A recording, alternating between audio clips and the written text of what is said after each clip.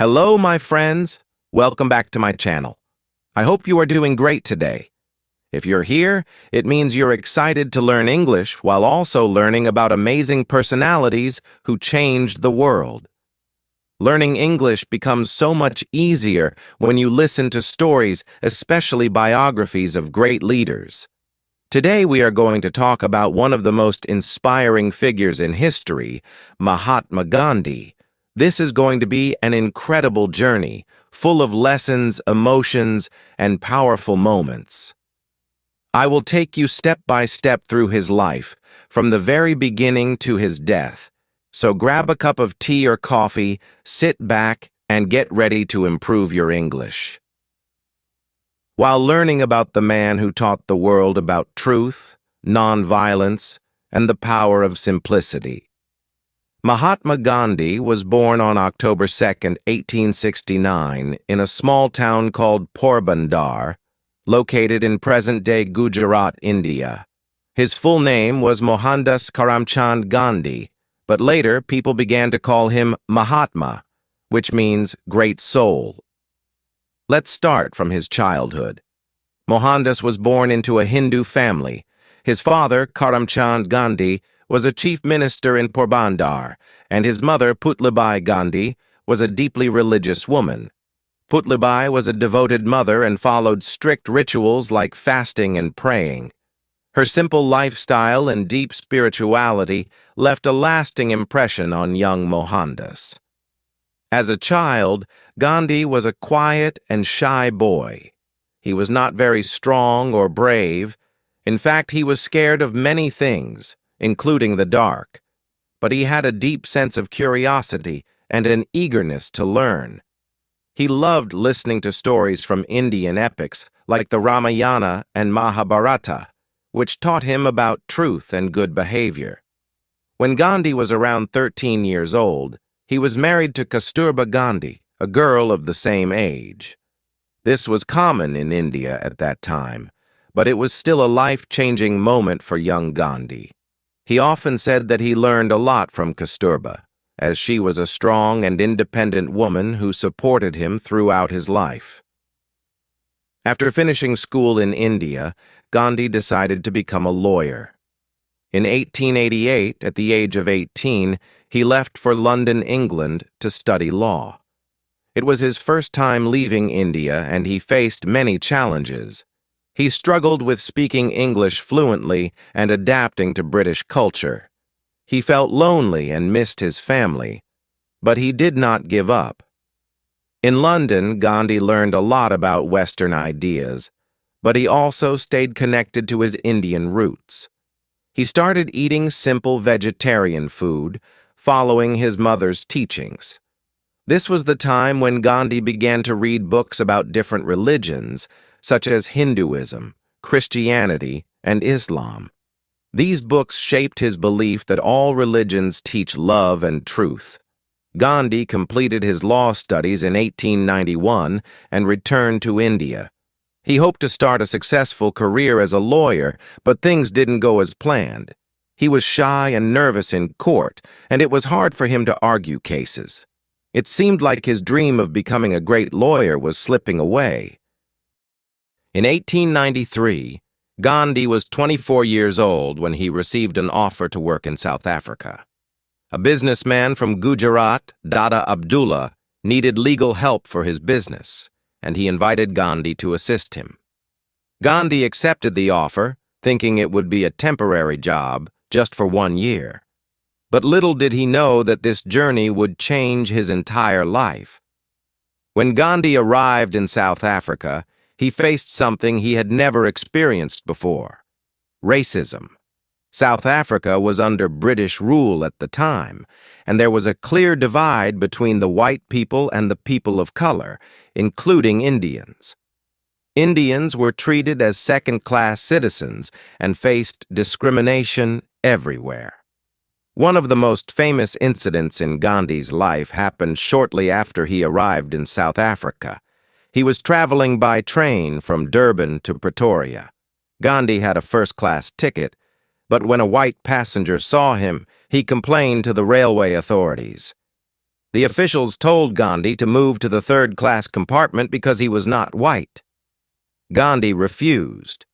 He argued, "I have a valid first-class ticket. Why should I move?" But the railway officials didn't care.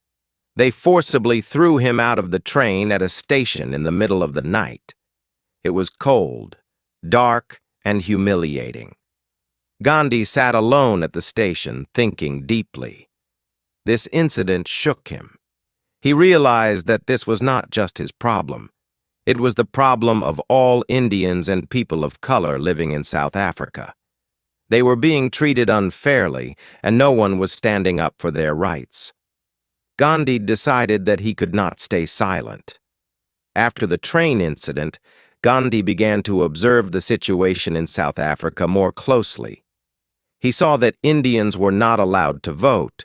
They were forced to carry special passes, and they were treated with no respect. Gandhi started speaking to the Indian community and organizing them to fight against injustice. But here's what made Gandhi different. He believed in nonviolence. He didn't want to fight back with anger or violence. Instead, he believed in the power of truth and peaceful resistance. He called this method satyagraha, which means the force of truth. Over the next 21 years, Gandhi stayed in South Africa and led many campaigns to fight against discrimination.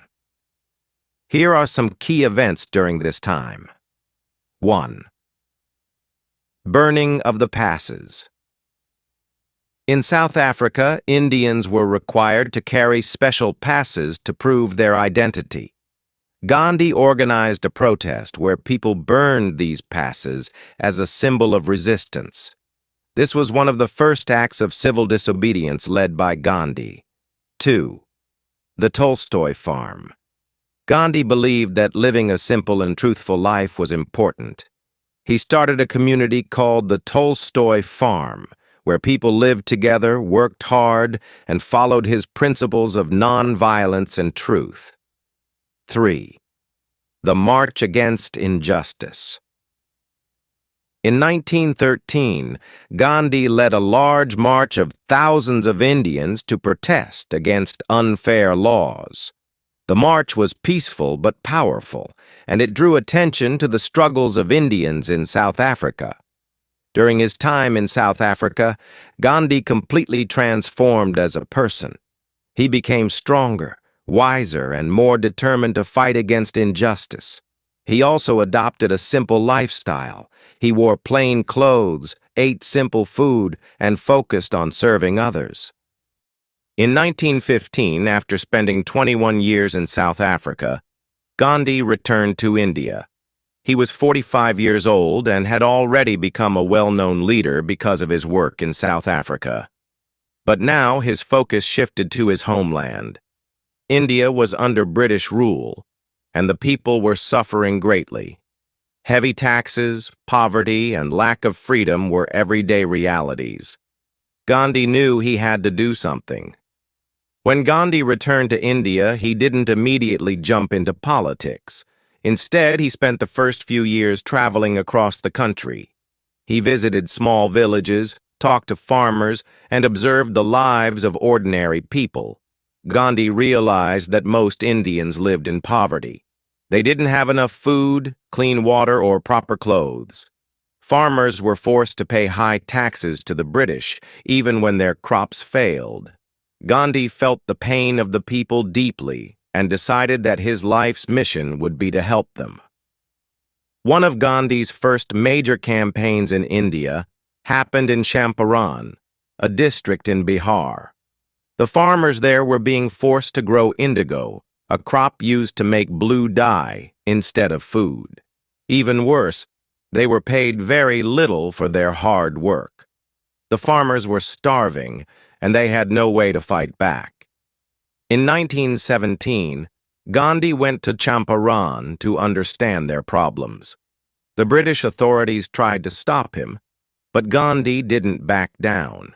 He stayed in the villages, spoke to the farmers, and collected evidence of their suffering. Gandhi then led a peaceful protest against the British, demanding better treatment for the farmers. This movement was a success, and the farmers were finally allowed to grow food instead of indigo. This was Gandhi's first major victory in India, and it showed the power of non-violent resistance. During this time, Gandhi worked hard to unite Hindus and Muslims in India. One example of this was his support for the Khilafat movement in 1919. This movement was led by Muslims who wanted to protect the Ottoman Empire's caliph, their spiritual leader, after World War I. Gandhi believed that Hindus and Muslims should work together for India's independence.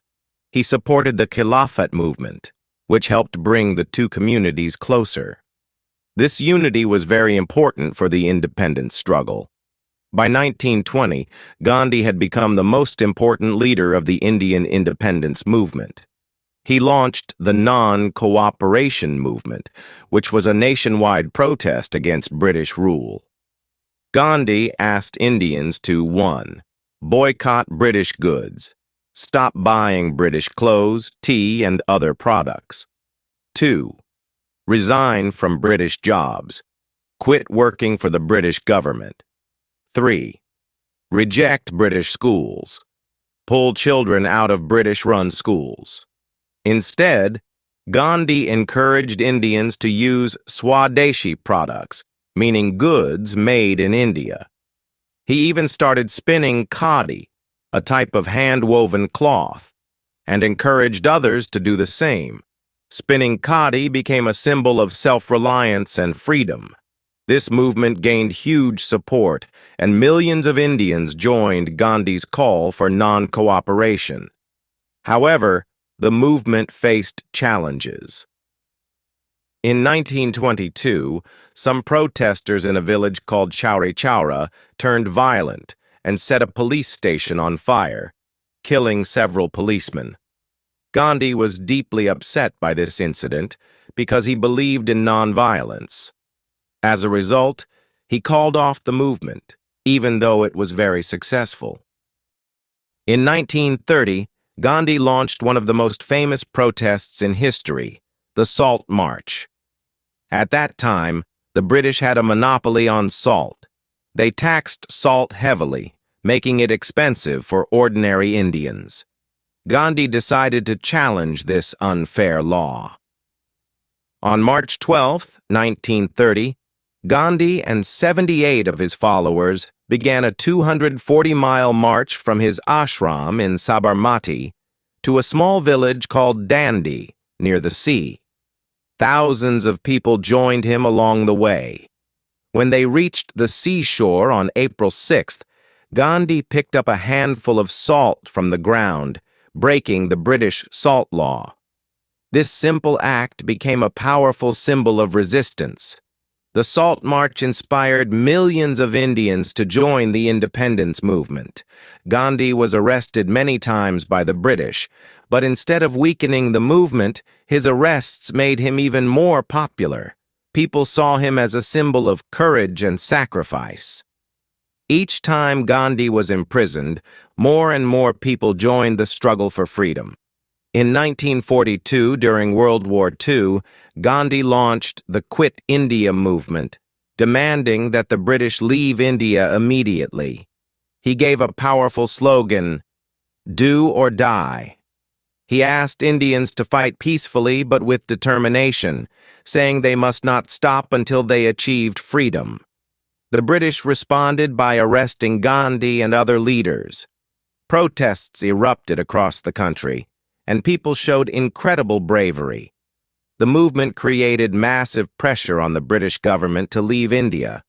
Finally, after years of struggle, sacrifices, and peaceful resistance, India gained independence on August 15, 1947. Gandhi's dream of a free India had come true. However, independence came with a painful division of the country into two nations, India and Pakistan. Gandhi was deeply saddened by the violence and hatred between Hindus and Muslims during this time. After India gained independence in 1947, Gandhi should have felt happy and victorious, but instead, He was heartbroken. The country he loved so much was divided into two nations, India and Pakistan, based on religion. This partition caused terrible violence between Hindus and Muslims, and thousands of people lost their lives. Gandhi, who had always dreamed of a united India, was deeply saddened by this hatred and bloodshed. Now, in his final years, Gandhi's focus shifted. He worked tirelessly to bring peace and harmony to the people. Let's explore this powerful and emotional chapter of his life. When the British left India in 1947, they divided the country into two parts. India became a majority Hindu country, while Pakistan was created as a majority Muslim country. This decision led to chaos. Millions of Hindus and Sikhs were forced to leave their homes in Pakistan and move to India, while millions of Muslims moved from India to Pakistan. During this migration, people faced unimaginable suffering. Families were torn apart, homes were destroyed, and there was widespread violence. Hindus and Muslims, who had lived together peacefully for centuries, started fighting each other. Gandhi could not bear to see this hatred. At the age of 78, Gandhi decided to travel to the most affected areas to stop the violence. He walked barefoot through villages, met with angry mobs, and begged people to stop killing each other. He told them, "We are all children of the same God. Why are we fighting?" Gandhi didn't just talk, he led by example. In Calcutta, when violence broke out between Hindus and Muslims, Gandhi stayed in the city to restore peace. He refused to eat until the violence stopped. This was one of his famous hunger strikes, where he would fast as a form of protest. People were moved by his sacrifice and started to lay down their weapons. In January 1948, Gandhi moved to Delhi, where more violence had erupted. Once again, he began a hunger strike, refusing to eat until Hindus and Muslims promised to live in peace. Gandhi's health was already weak, but he didn't care about his own life. He believed that his fasting could inspire people to change their hearts. The people of Delhi were deeply affected. They realized how much Gandhi was willing to sacrifice for peace. Both Hindus and Muslims came together to pledge that they would stop fighting. Gandhi broke his fast when he saw that his efforts were successful. Even in his final years, Gandhi continued to live a simple life. He stayed in a small room, wore his humble khadi clothes, and ate plain food. He spent his days spinning his charkha spinning wheel, praying, and meeting people from all walks of life. He also worked hard to uplift the poor and improve the condition of the untouchables, whom he called Harijans, children of God. Gandhi believed that every human being deserved respect and dignity, regardless of their caste, religion, or background. On January 30th, 1948, something terrible happened. Gandhi was in Delhi, staying at Birla House. Every evening he would hold a prayer meeting where people gathered to listen to him. That evening, as Gandhi walked to the prayer ground, a man named Nathuram Godse approached him. Godse was angry with Gandhi because he believed that Gandhi was too kind to Muslims and had allowed the partition of India. Before anyone could stop him, Godse pulled out a gun and shot Gandhi 3 times in the chest. Gandhi fell to the ground, and his last words were, "Hey Ram, O God." The news of Gandhi's assassination shocked the world. People in India and around the globe mourned his death. Millions of people attended his funeral, and his ashes were immersed in the holy river Ganga. Even though Gandhi was no longer alive, his teachings and principles lived on. His message of nonviolence, truth, and peace inspired leaders like Martin Luther King Jr. in America and Nelson Mandela in South Africa. Gandhi showed the world that you don't need violence to fight for justice. You only need courage, love, and determination. Even though Mahatma Gandhi left this world in 1948, his life and teachings remain alive in the hearts of millions. Gandhi's story is not just about India's independence. It is about courage, truth, and the power of determination. He showed the world that even in the face of impossible challenges, we can achieve great things if we have the strength to believe in our values and never give up. Let's now reflect on Gandhi's greatest lessons and how they inspire us to be better, stronger, and more compassionate human beings. Lesson 1. Nonviolence is the greatest power. Gandhi proved that violence is not the answer. He believed that ahimsa, nonviolence, is the most powerful weapon we have. Imagine standing up to one of the strongest empires in the world without using guns or bombs. Gandhi taught us that patience, love, and truth can conquer even the greatest enemies. Think about this in your own life.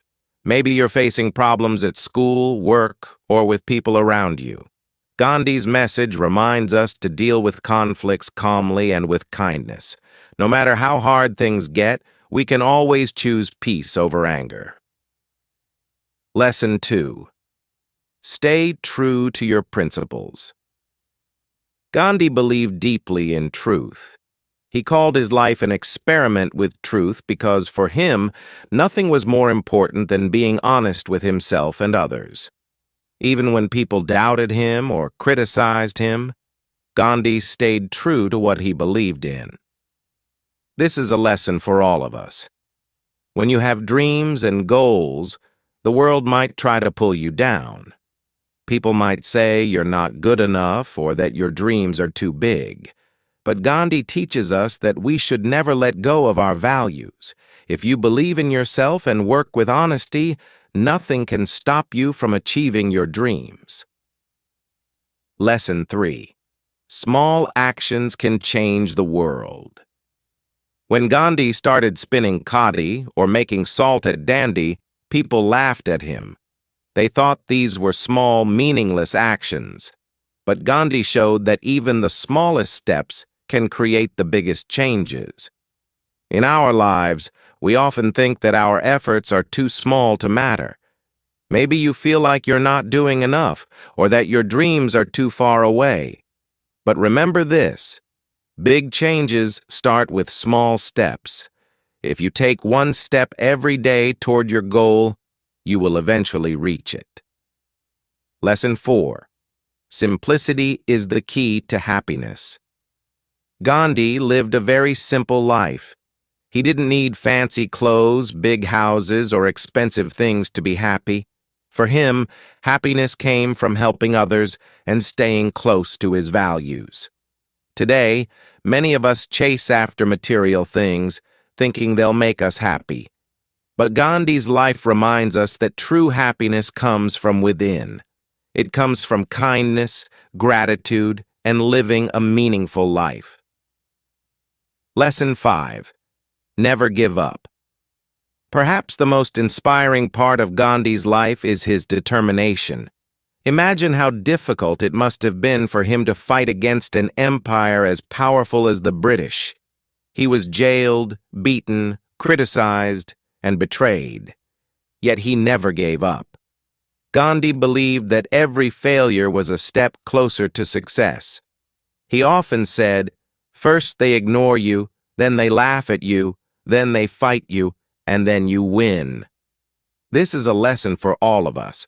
No matter how many obstacles come your way, never stop fighting for your dreams. You might fail once, twice, or even 100 times, but as long as you keep going, you will achieve what you want. Even today, people around the globe look to Gandhi for guidance. His life shows us that no matter where you come from or how small you feel, you can make a difference. And Mahatma Gandhi's face is on all Indian currency because he is considered the father of the nation. The image used on the currency comes from a famous photograph taken in 1946, where Gandhi is smiling warmly. This smile represents peace, simplicity, and hope. As we end this story, think about Gandhi's life as a shining example. He wasn't born rich or powerful. He was an ordinary man who believed in extraordinary things. His dream was to free India, and he achieved it not by fighting with weapons, but by fighting with his heart, his mind, and his soul. You too have the power to achieve your dreams. You don't need to be perfect or have everything figured out. All you need is courage, determination, and belief in yourself. Gandhi once said, "Be the change you wish to see in the world." This means that if you want to make the world better, you must start with yourself. Work hard, stay honest, and never stop dreaming. Gandhi's life may have ended, but his spirit lives on in every person who fights for truth, justice, and freedom. He is not just the father of the nation. He is a father figure to the world, showing us the way to live with purpose and compassion. Let this story of Gandhi remind you that greatness is within all of us.